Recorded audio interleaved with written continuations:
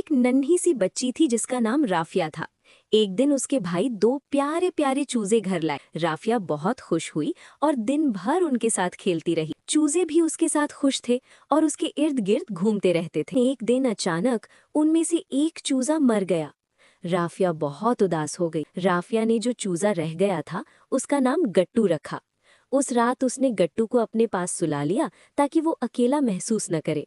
वक्त गुजरता गया और गट्टू आहिस्ता आहिस्ता बड़ा हो गया।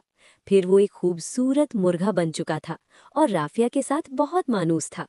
एक दिन सबने सोचा कि गट्टू को आज़ादी देनी चाहिए, इसलिए उसे एक दूसरी फैमिली के हवाले कर दिया गया। गट्टू वहां जाकर उदास हो गया। वो न खाता था न खेलता था और आहिस्ता आहिस्ता कमजोर होने लगा। नई फैमिली ने ये सब देखा तो उन्हें एहसास हुआ कि गट्टू राफिया को याद कर रहा है। उन्होंने फैसला किया कि उसे वापस राफिया के पास भेज दिया जाए। जैसे ही गट्टू वापस आया वो सीधा राफिया की तरफ दौड़ा। राफिया ने भी उसे देखकर खुशी से गले लगा लिया। अब वो दोनों फिर से खुशी खुशी एक साथ रहने लगे। सबक: सच्ची मोहब्बत और लगाव कभी खत्म नहीं होता।